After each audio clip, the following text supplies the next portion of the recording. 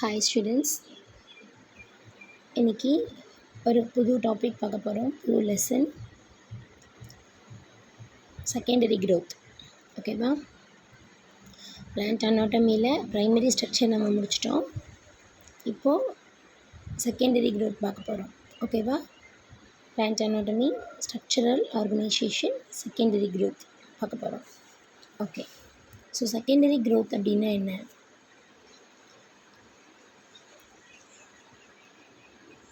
ஒரு பிளான்ட் ஆனது வித் வைஸில், ஓகேவா, அதாவது அகலத்தில் அதிகமாச்சு அப்படின்னா, ஓகேவா, ஒரு பிளான்ட்டு நார்மலாக அகலத்தில் அதிகமாக வளர்ந்துச்சு அப்படின்னா அதுதான் என்னென்னு சொல்லுவோம், நம்ம செகண்டரி க்ரோத் அப்படின்னு நம்ம சொல்லுவோம். சரியா? The increase in the girth is called secondary growth. சரியா? It increase in the girth or growth in girth, அதுதான் என்னென்னு சொல்லுவோம் அப்படின்னா செகண்டரி க்ரோத் அப்படின்னு சொல்லுவோம். ஓகேவா? ஸோ இதை நோட் பண்ணி வச்சுக்கோங்க. செகண்டரி க்ரோத் அப்படின்னா என்ன, ஆர் க்ரோத் இன் கிரித், அதாவது இதுதான் செகண்டரி க்ரோத்மா. ஓகேவா? ஒரு பிளான்ட் ஆனது அகலத்தில் அதிகமாச்சு அப்படின்னா அதுதான் நம்ம செகண்டரி க்ரோத் அப்படின்னு சொல்லுவோம். ப்ரைமரி க்ரோத்னால் என்ன? ஒரு பிளான்ட் ஆனது லாங்கிடியூனல் சைஸில், ஓகேவா, லாங்கிடியூனல் சைஸில் அதிகமாச்சு, ஹைட்டில் அதிகமாச்சு அப்படின்னா அதை நம்ம ப்ரைமரி க்ரோத் அப்படின்னு சொல்லுவோம். ஓகேவா? ஸோ இந்த லாங்கிடியூனல் சைஸில் ஒரு பிளான்ட் ஆனது லாங்கிடியூனல் சைஸில் அதிகமாச்சு அப்படின்னா அதை நம்ம என்னென்னு சொல்லுவோம் அப்படின்னா ப்ரைமரி க்ரோத் அப்படின்னு சொல்லுவோம். இந்த ப்ரைமரி க்ரோத் நடக்கிறதுக்கு ரெஸ்பான்சிபிளான மெரிஸ்டம் என்னென்ன அப்படின்னு பார்த்தீங்கன்னா,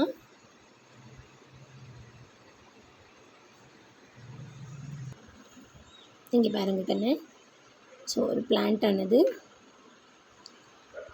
லாங்கிடியூனல் சைஸில், ஓகேவா, இந்த மாதிரி லாங்கிடியூனல் சைஸில் ஒரு பிளான்ட் ஆனது வளர்ந்துச்சு, அதோட வளர்ச்சி இன்க்ரீஸ் ஆச்சு அப்படின்னா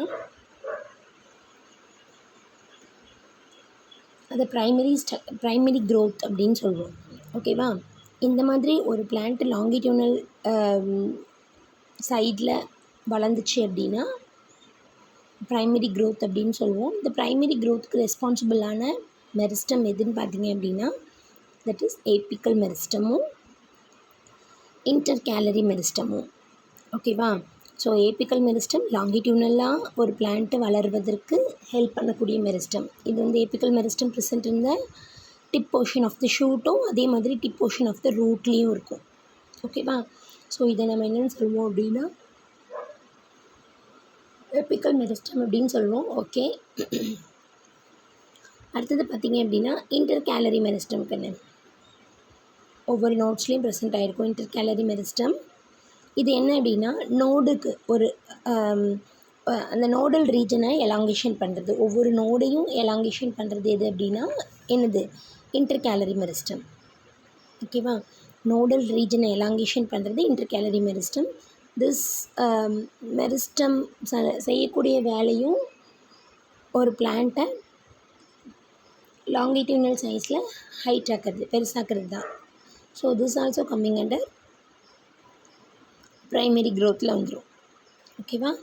ஸோ அப்போ ப்ரைமரி க்ரோத்துக்கு ரெண்டு meristem responsible, apical meristem and intercalary meristem. சரியா?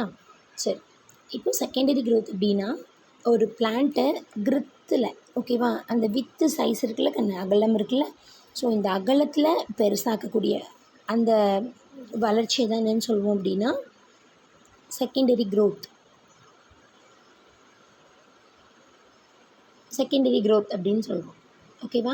ஸோ இந்த செகண்டரி க்ரோத்துக்கு ரெஸ்பான்சிபிளான மெரிஸ்டம் எது அப்படின்னு பார்த்திங்கன்னா lateral meristem.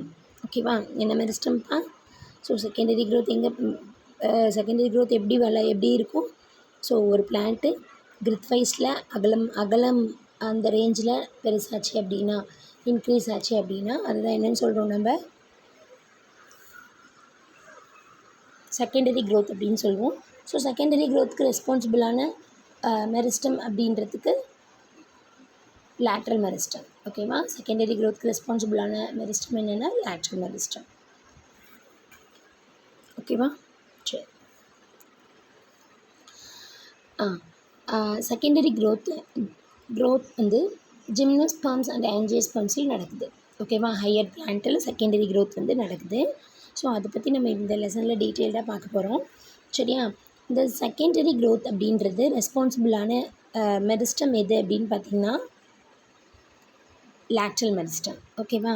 Secondary growth in dicots and gymnosperms is brought about by lateral meristem. ஓகேவா? ஸோ அந்த லேட்ரல் மெரிஸ்டம் தான் நான் சொன்னேன் இல்லையா, நம்ம அந்த மெரிஸ்டம் படம் பார்த்து எக்ஸ்பிளைன் பண்ணலப்பா. லேட்ரல் மெரிஸ்டம் தான் responsible for the growth wise க்ரோத்துக்கு, தட் இஸ் செகண்டரி க்ரோத்துக்குன்னு. ஓகே. ஸோ இந்த லேட்ரல் மெரிஸ்டமில் யார் 2 பேர் முக்கியமாக இருக்காங்க அப்படின்னு பார்த்தீங்கன்னா, first one is vascular cambium, second one is cork cambium. ஓகேவா? Vascular cambium and cork cambium, இது 2 பற்றி தான் இந்த லெசன் ஃபுல்லாக வருங்கன்னு புரிஞ்சுக்கலாம். ஓகேவா? ரொம்ப சிம்பிளாக இருக்கும், ரொம்ப இம்பார்ட்டண்டான லெசன் இது. ஓகேவா? ஃபஸ்ட்டு வந்து vascular cambium and second one is cork cambium. ஓகேவா? சரி. ஸோ ஃபர்ஸ்ட் ஒன் பார்க்கலாம் கண்ணு, வாஸ்குலார் கேம்பியம் அப்படின்னா என்ன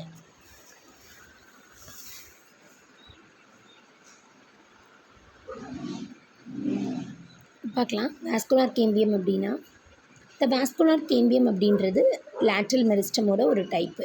ஓகேவா? இது என்ன செய்யும் அப்படின்னா செகண்டரி வாஸ்குலார் டிஷ்யூஸை ப்ரொடியூஸ் பண்ணும்.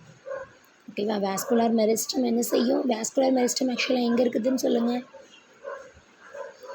சைலம்க்கும் ஃப்ளோயம்க்கும் நடுவில் வாஸ்குலார் டிஷ்யூ இருக்கும். ஓகேவா? கேம்பியம் படித்தோம்ல, சைலம்க்கும் ஃப்ளோயம்க்கும் நடுவில் கேம்பியம் இருக்கும். ஓகேவா? ஸோ டைகாட்லிடனில் சைலம்க்கும் ஃப்ளோயம்க்கும் நடுவில் கேம்பியம். see here, இது பார்த்திங்க அப்படின்னா இது டைகாட்லிடன் அந்த பிளான்ட்டோட ஸ்டெம்மோட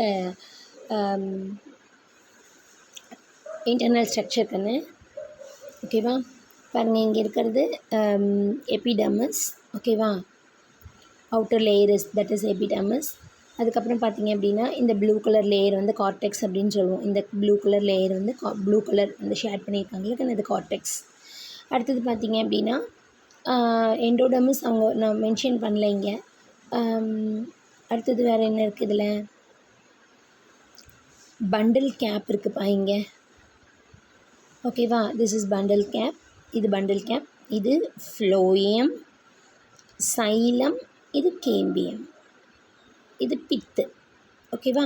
ஸோ அப்படி பார்க்கும்போது ஒரு நமக்கு டைகாட்லிடன் ஸ்டெம்மோட இன்டர்னல் ஸ்ட்ரக்சர் கொடுத்துருக்காங்க, வேறு ஒன்றும் இல்லை. ஓகேவா? இந்த பிளான்ட்டானது எப்படி செகண்டரி க்ரோத் அட்டன் பண்ணும் அப்படின்றது நம்ம பார்க்க போகிறோம் ஃபர்தராக. சரியா? ஸோ கேம்பியம் அப்படின்றது எங்கே இருக்கும் அப்படின்னு பார்த்திங்கன்னா, அதாவது சைலம்க்கும் ஃப்ளோயம்க்கும் நடுவில் இருக்கக்கூடியது என்னப்பா, இதுதான் என்ன அப்படின்னு அந்த எல்லோ கலரில் இருக்குல்ல கண்ணு, இதுதான் என்னன்னு சொல்கிறோம்,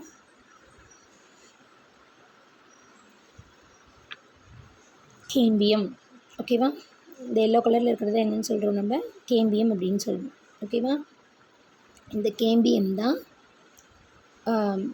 லேட்ரல் மெரிஸ்டம்க்கு எக்ஸாம்பிள். ஓகேவா? ஸோ இது ஃபர்தராக என்னென்ன நடக்குது அப்படின்றத பார்க்கலாம். இந்த கேம்பியம் இந்த எல்லோ கலரில் ரெப்ரசென்ட் ஆகிருக்கிறது கேம்பியம். சரியா? சரி, இந்த கேம்பியம் அப்படின்றது வாஸ்குலார் பண்டில்குள்ளே ப்ரெசென்ட் ஆகிருக்கு. ஓகேவா? வாஸ்குலார், இது ஒரு வாஸ்குலார் பண்டில், இந்த வாஸ்குலார் பண்டில்குள்ளே ப்ரெசென்ட் ஆகிருக்கு. ஓகேவா? இது என்ன செய்யும் அப்படின்னா செகண்டரி டிஷ்யூஸை ஃபார்ம் பண்ணும். அதை நான் சொல்லுவேன் உங்களுக்கு. இந்த கேம்பியம் ஃபார்ம்ட் ஃப்ரம் ப்ரோகேம்பியம். ஓகேவா? நம்ம பிளான்ட் வந்து நம்மளோட இப்போ நார்மல் இப்போ ஸ்டெம் வந்து ஒரு சீட்லிங்லேருந்தே வரும்போது, ஓகேவா, இந்த கேம்பியமானது ஃபார்ம் ஆகும். ஓகேவா. ப்ரோகேம்பியத்துலேருந்து நமக்கு இந்த கேம்பியம் கிடச்சிருக்கும், வாஸ்குலார் கேம்பியம். அதனால் இது வந்து ப்ரைமரி ஆரிஜின் அப்படின்னு சொல்லுவாங்க. ஓகேவா. இந்த கேம்பியம் ஒவ்வொரு வாஸ்குலார் பண்டில்ஸில் இந்த எல்லோ கலர் இருக்குல்ல கண்ணு, இது வந்து ஃபார்ம்டு ஃப்ரம் ப்ரோகேம்பியம். சரியா. இது வந்து பிளான்ட்டானது முளைக்கும் போதே, ஓகேவா, உருவாகும் போதே சீட்லிங்லேருந்து நமக்கு ரூட் வந்து ஃபார்ம் ஆகும்போது, ரூட்டில் இருக்காது, ஷூட் ஃபார்ம் ஆகும்போது நமக்கு ஃபார்ம்டு ஃப்ரம் ப்ரோகேம்பியம் அப்படின்றனால இது வந்து ப்ரைமரி ஆரிஜின் அப்படின்னு சொல்லுவாங்க. ஓகேவா. நார்மலாகவே இருக்குது வாஸ்குலார், இந்த டைகாட்லிடன் வாஸ்குலார் பண்டில்ஸில் நார்மலாகவே சைலத்துக்கும் ஃப்ளோயத்துக்கும் நடுவில் கேம்பியம் ப்ரெசென்ட் ஆகி இருக்குது. ஓகேவா. சரி, இதை என்னென்னு சொல்கிறோம் அப்படின்னா ப்ரைமரி ஆரிஜின் அப்படின்னு சொல்லுவோம். ஓகேவா. நெக்ஸ்ட்டு இந்த வாஸ்குலார், அதாவது இந்த வாஸ்குலார் பண்டிலுக்கு நடுவில் இந்த கேம்பியம் ப்ரெசென்ட் ஆகி இருக்கிறனால இதை நம்ம என்னென்னு சொல்லுவோம் அப்படின்னா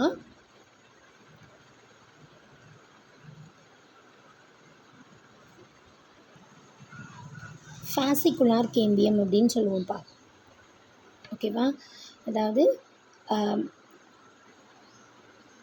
இந்த cambium present between bundles, present within the bundle அப்படின்றது வந்து நம்ம இன்ட்ரான்னு சொல்லுவோம். ஓகேவா. பிட்வீனை வந்து நம்ம இன்டர்னு சொல்லுவோம். இந்த ஒன்றை வந்து நல்லா புரிஞ்சுக்கோங்க கண்ணு. நார்மலாகவே பிட்வீனை வந்து நம்ம என்னென்னு சொல்லுவோம், இப்போது 2 வாஸ்குலார் பண்டிலுக்கும் நடுவில் ப்ரெசென்ட் ஆகிருக்கும் கேம்பியம். அது ஃப்யூச்சரில் வரும்ப்பா, அதை உங்களுக்கு நான் இப்போ சொல்லுவேன், எக்ஸ்பிளைன் பண்ணுவேன். ஸோ 2 பண்டிலுக்கு நடுவில் இருக்கிறத நம்ம என்னென்னு சொல்கிறோம் அப்படின்னா இன்டர் அப்படின்னு சொல்லுவோம் கண்ணு. ஒரு பண்டிலுக்கு உள்ளே இருக்கிறத இன்ட்ரா அப்படின்னு சொல்லுவோம். ஓகேவா. நல்லா ஞாபகம் வச்சுக்கோங்க, இந்த டிஃப்ரென்ஸ் புரிஞ்சுக்கோங்க.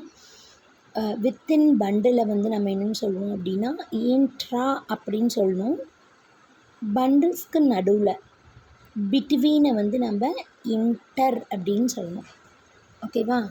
பிட்வீனுக்கு நம்ம என்னென்னு சொல்கிறோம் அப்படின்னா இன்டர் அப்படின்னு நம்ம சொல்லணும். சரியா. ஓகே,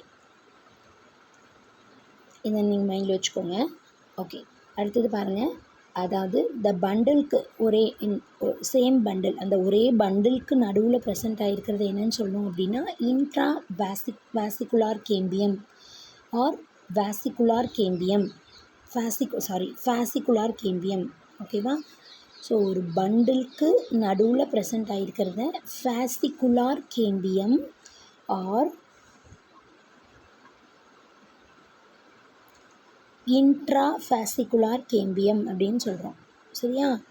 ஆனால் ஒரு பண்டிலுக்கு இங்கே சைடில் 2 பண்டிலுக்கு நடுவில் இருக்கிறது பார்த்தீங்க அப்படின்னா, இங்கே பாருங்கள், 2 பண்டிலுக்கு நடுவில் ப்ரெசென்ட் ஆகும் கண்ணு. ஓகேவா. இந்த பண்டிலுக்கும் நடுவில் இருக்கக்கூடிய இங்கே இருக்கக்கூடிய டிஷ்யூ, இது ஆக்சுவலாக இது என்ன அப்படின்னா பித்து. ஓகேவா. இது என்னென்னு சொல்லுவோம் நம்ம பித் அப்படின்னு சொல்லுவோம். இந்த ரீஜனை நம்ம பித் அப்படின்னு சொல்லுவோமா. ஓகே. இதை பார்த்தீங்க அப்படின்னா மெடுலரி ரே அப்படின்னு சொல்லுவோம். ஓகேவா. ஆக்சுவலாக இந்த நடுவில் இருக்கக்கூடிய இந்த கேப் இருக்குல்லப்பா, இது வந்து பித்து ஆர் மெடுல்லா. ஓகேவா. இந்த கேப்பை நம்ம என்னென்னு சொல்லுவோம் பித் ஆர். ஸோ நம்ம இந்த ரீஜன் என்னென்னு சொல்லுவோம் அப்படின்னா பித் அப்படின்னு சொல்லுவோம் ஆர் மெடுல்லா அப்படின்னு சொல்லுவோம். இந்த பித்துலேருந்து நமக்கு இந்த இடத்துல வரக்கூடிய அந்த 2 பண்டிலுக்கும் நடுவில் கொஞ்சம் தூரம் பித்து ட்ராவல் ஆகிருக்கும். சரியா. ஸோ அதை வந்து பித் ரே ஆர் மெடுலரி ரே அப்படின்னு சொல்லுவோம். ஓகேவா. ஞாபகம் இருக்கா உங்களுக்கு? அதுங்க உங்களுக்கு இன்டர்னல் ஸ்ட்ரக்சரில் ஒரு தடவை காமிச்சிடுறேன். டைகாட் இன்டர்னல் ஸ்ட்ரக்சரில் பாருங்கள் கண்ணு, பாருங்கள், 2 பண்டிலுக்கு நடுவில் இங்கே பாருங்கள், 2 பண்டில், இந்த 2 பண்டிலுக்கு நடுவில் போகிற அந்த கூடிய ரேஸ் என்னென்னு சொல்லுவோம் அப்படின்னா பித் ரே இல்லைன்னா மெடுலரி ரேஸ்ன்னு சொல்லுவோம். இங்கே இருக்கக்கூடியதை நம்ம பித் அப்படின்னு சொல்லுவோம். ஓகேவா. இந்த கிரவுண்ட் பிளானில் பார்த்தீங்கன்னா தெரியும். ஓகேவா. ஸோ இந்த போர்ஷனை நம்ம என்னென்னு சொல்கிறோம் அப்படின்னா பித் அப்படின்னு சொல்லுவோம். இந்த போர்ஷன், இந்த பித்தானது கொஞ்சம் தூரம் ட்ராவல் ஆகிருக்கும். இது வாஸ்குலர் பண்டிலுக்கு நடுவில் வரைக்கும் எண்டோடர்மிஸ் தான் எட்ஜு. ஸோ எண்டோடர்மிஸ் வரைக்கும் 2 வாஸ்குலர் பண்டிலுக்கும் நடுவில் கொஞ்சம் தூரம் பித்தானது ட்ராவல் ஆகிருக்குங்க. ஸோ அதை நம்ம என்னென்னு சொல்லுவோம் அப்படின்னா பித் ரே ஆர் மெடுலரி ரே அப்படின்னு சொல்லுவோம். இந்த பகுதியை மெடுல்லா அப்படின்னு இன்னொரு பேரில் சொல்லலாம். ஸோ பித்து ரேஸ் இப்படி கதிர் மாதிரி போயிருக்கும் இந்த இடத்துல இவ்வளோ தூரம், ஏன்னா பண்டில்ஸ் கிட்ட. ஸோ அதை நம்ம என்னென்னு சொல்கிறோம் அப்படின்னா ரே, பித் ரே, அதர்வைஸ் மெடுலரி ரே அப்படின்னு சொல்லுவோம். ஓகேவா? சரி. ஸோ இப்போ என்ன பார்த்துட்டு இருந்தோம் அப்படின்னா fascicular cambium present between bundle. ஓகேவா? இப்போ fascicular cambium present inside the bundle. இது நம்ம என்னன்னு சொல்கிறோம் அப்படின்னா fascicular cambium or intrafascicular cambium அப்படின்னு சொல்லுவோம். இதுவே இந்த கேம்பியம் இங்கே இருக்கக்கூடிய இந்த மெடுலரி ரேஸ்ன்னு சொன்னேன் இல்லைப்பா, இந்த மெடுலரி ரேஸும் என்ன ஆகும் அப்படின்னா கேம்பியமாக மாறும். ஓகேவா? இந்த மெடுலரி ரேஸ் இருக்குல்ல, இது மெடுலரி ரே, இது என்ன ஆகும் அப்படின்னா கேம்பியமாக இந்த வாஸ்குலார் பண்டில், அதாவது fascicular இன்ட்ராஃபாசிகுலார் வாஸ்குலார் பண்டிலுக்கு நேராக இருக்கக்கூடிய கவனமாக இருக்கணும், இன்ட்ராஃபாசிகுலார் பண்டில்ஸ்க்கு நேராக இருக்கக்கூடிய அந்த பர்டிகுலர் செல் இருக்குல்ல, அதோ இப்படி பாருங்கள், அந்த பர்டிகுலர் செல் இருக்குல்ல, இந்த பர்டிகுலர் செல்லு மட்டும் இந்த மெடுலரி லேயில் இருக்கக்கூடிய இந்த ரெண்டுக்கும் நடுவில் இருக்கக்கூடிய பர்டிகுலர் செல்லு மட்டும் செகண்டரி க்ரோத்துக்கு தகுந்த மாதிரி மாறும், கேம்பியமாக மாறும். ஓகேவா? ஸோ அதை என்னன்னு சொல்கிறோம் நம்ம அப்படின்னா இன்டர்ஃபாசிகுலார் கேம்பியம். ஓகேவா? ஸோ இன்ட்ராஃபாசிகுலார் கேம்பியம் எங்கே இருக்கோ அந்த லேயரில் அதோட ரிலேட்டான லேயருக்கு இங்கே இருக்கக்கூடிய மெடுலரி லேயில் இருக்கக்கூடிய பேரன்கைமா செல்ஸ், ஆக்சுவலாக மெடுலரி ரேஸ் மேடப் ஆஃப் பேரன்கைமான்னு உங்களுக்கு தெரியும். ஸோ அந்த பேரன்கைமாவில் இருக்கக்கூடிய சம் செல் என்னவாக மாறும் அப்படின்னா கேம்பியமாக ஆக்ட் ஆகும். ஓகேவா? என்னவா ஆக்ட் ஆகும்? கேம்பியமாக ஆக்ட் ஆகும். ஓகேவா? ஸோ அதுதான் சொல்கிறோம், அப்படி கேம்பியமாக மாறும். ஸோ அதுதான் என்னன்னு சொல்கிறோம் நம்ம இன்டர் அப்படின்னு சொல்கிறோம், இன்ட்ராஃபாசிகுலார் கேம்பியம் அப்படின்னு சொல்கிறோம். ஏன்னா இன்டர் அப்படின்னா பிட்வீன் த பண்டில்ஸ். ஓகேவா? ஸோ அதை இன்டர்ஃபாசிகுலார் கேம்பியம் அப்படின்னு சொல்லுவோம். வித்தின் பண்டிலில் இன்ட்ராஃபாசிகுலார் கேம்பியம் அப்படின்னு சொல்லுவோம். சரியா? சரி, பாருங்கள். இப்போ இன்ட்ராஃபாசிகுலார் கேம்பியமான பண்டிலுக்குள்ளே இருக்கக்கூடிய அந்த கேம்பியம், அதுக்கப்புறம் பண்டிலுக்கு நடுவில் இருக்கக்கூடிய அந்த ரேஸ், அது ஒரு குறிப்பிட்ட ரே கேம்பியமாக மாறும். இந்த ரெண்டும் சேர்ந்து நமக்கு ஒரு ரிங்கை ஃபார்ம் பண்ணுங்க, அதுதான் கேம்பியம் ரிங். ஓகேவா? பாருங்கள், பண்டிலுக்கு நடுவில் இருக்கக்கூடிய கேம்பியம் அண்டு ரேயில் இருக்கக்கூடிய கேம்பியம். ஓகேவா? பண்டிலுக்கு நடுவில் இருக்கக்கூடிய கேம்பியம் அண்டு ரேயில் இருக்கக்கூடிய கேம்பியம் பாருங்கள், இந்த மெடுலரி ரேஸ், இது ஆக்சுவலாக மெடுலரி ரே. இந்த மெடுலரி ரேஸில் எந்த continuous portion of between bundles அந்த இடம் மட்டும் என்னவாக மாறுது அப்படின்னா கேம்பியமாக மாறியிருக்கு. ஓகேவா? இதை நம்ம என்னன்னு சொல்கிறோம் அப்படின்னு பார்த்திங்கன்னா இந்த போர்ஷனை இன்டர்ஃபாசிகுலார் கேம்பியம், இதுக்குள்ளே இருக்கக்கூடிய பண்டிலுக்குள்ளே இருக்கிறது இன்ட்ராஃபாசிகுலார் கேம்பியம். இப்போ இன்ட்ராஃபாசிகுலார் கேம்பியம் அண்ட் இன்டர்ஃபாசிகுலார் கேம்பியம் அப்படியே என்ன ஆகிடுது, ஒரு ரிங்கை ஃபார்ம் பண்ணுது. இதுக்கு பேர் தான் கேம்பியல் ரிங். ஓகேவா? இதுக்கு பேர் தான் என்ன? Cambial ring. ஓகேவா? அப்போமா கேம்பியம் ரிங். சரியா? ஸோ இன்டர்ஃபாசிகுலார் கேம்பியம், அடுத்தது ஃபாசிகுலார் கேம்பியம். ஓகேவா? இன்ட்ராஃபாசிகுலார் கேம்பியம் ஆர் ஃபாசிகுலார் கேம்பியம், அடுத்தது இன்டர்ஃபாசிகுலார் கேம்பியம். ஸோ இது எல்லாம் சேர்ந்து என்னத்தை ஃபார்ம் பண்ணுது அப்படின்னு பார்த்திங்கன்னா கேம்பியல் ரிங். இதுதான் வாஸ்குலார் கேம்பியல் ரிங். அந்த எல்லோ கலர் போர்ஷன் இருக்குல்ல, இது அப்படியே ரிங் மாதிரி, இதுதான் வாஸ்குலார் கேம்பியல் ரிங் அப்படின்னு சொல்கிறோம். சரியா? ஓகே. இதில் இன்னொரு விஷயம் நீ புரிஞ்சுக்கணும். ஸோ பிட்வீன் பண்டில்ஸில் இருக்கக்கூடிய கேம்பியம்க்கு இங்கே நார்மலாக இது ஓகேவா. இது ஃபார்ம்டு ஃப்ரம் ப்ரோகேம்பியம் அப்படின்னும் போது இது வந்து ப்ரைமரி ஆரிஜின்.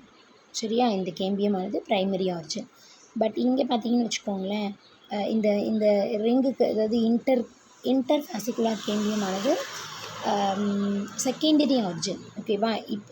செகண்டரி இப்போ தான் வந்துட்டு கேம்பியம் ரிங்காக மாறும். ஸோ இது வந்து செகண்டரி ஆரிஜின். ஓகேவா. ஸோ ஃபஸ்ட்டு ஃபார்ம் ஆகிடுச்சு பிளான்ட்டு, அதுக்கப்புறம் அது வந்து கேம்பியமாக மாறுது. ஸோ இது வந்து செகண்டரி ஆரிஜின்னு சொல்கிறோம். ஓகேவா. ஓகே.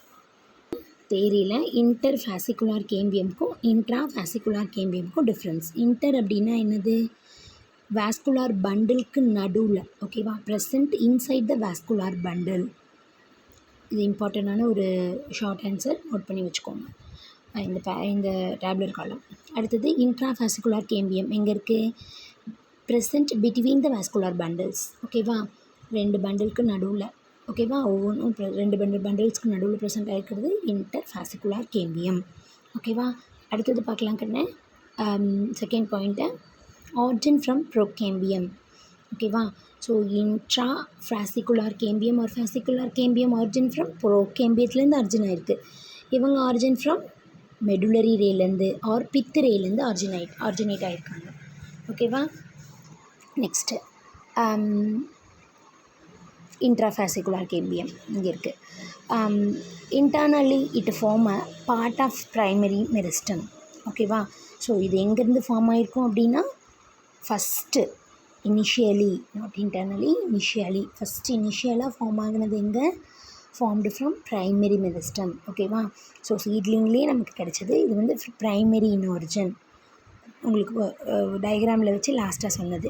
இது பார்த்தீங்க அப்படின்னா இப்போ தான் ஃபார்ம் ஆகிருக்கு. ஓகேவா. ஸோ செகண்டரி க்ரோத் ஃபார்ம் ஆகும்போது பிகினிங்கில் ஃபார்ம் ஆகிருக்கனால இது என்னென்னு சொல்கிறோம் அப்படின்னா செகண்டரி ஆரிஜின் அப்படின்னு சொல்லுவோம். ஓகேவா. இது வந்து secondary meristem. Formed from beginning, it forms a part of secondary meristem. சரியா. ஓகே. ஸோ அப்போ இந்த 2 டிஃப்ரென்ஸ் நோட் பண்ணி வச்சுக்கோங்க, முக்கியம். ஓகே ஸ்டூடெண்ட்ஸ், இந்த பாருங்கள், இந்த லெசனை பொறுத்த வரைக்கும் செகண்டரி க்ரோத்னால் என்ன அண்ட் ஆல்சோ ப்ரைமரி க்ரோத்னால் என்ன. ஓகேவா. Secondary growth or growth in girth, இது ஒரு 2 ஷார்ட் ஆன்சரில் கேட்கலாம்.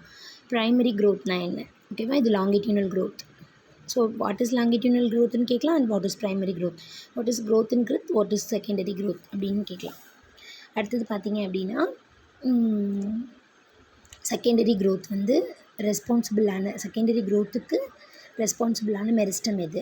ஓகேவா. அது எதன் மூலமாக செகண்டரி க்ரோத் நடக்குது. ஸோ உள்ள இன்சைடில் பார்த்தீங்க அப்படின்னா வாஸ்குலார் கேம்பியம், அவுட் சைடில் கார்க் கேம்பியம். இது ஒரு ஷார்ட் ஆன்சர். ஓகேவா. ஸோ வாஸ்குலார் கேம்பியம் அப்படின்னா என்ன, இதை கொஞ்சம் பார்த்துக்கோங்க. அடுத்தது இன்ட்ரா ஃபாசிகுலார் கேம்பியம் ஒரு ஃபாசிகுலார் கேம்பியம்னா என்ன அண்ட் இன்டர் ஃபாசிகுலார் கேம்பியம்னா என்ன. இந்த ரெண்டும் சேர்ந்து ஃபார்ம் பண்ணுறது நமக்கு வாஸ்குலார் கேம்பியல் ரிங்கு அப்படின்னா என்ன அண்ட் இன்டர் ஃபாசிகுலார் கேம்பியத்துக்கும் இன்ட்ரா ஃபாசிகுலார் கேம்பியத்துக்கும் டிஃப்ரென்ஸ். ஓகேவா. ஓகே கண்ணு, இதை படிச்சுக்கோங்க. நெக்ஸ்ட்டு கிளாஸில் பார்க்கலாம். தேங்க்யூ.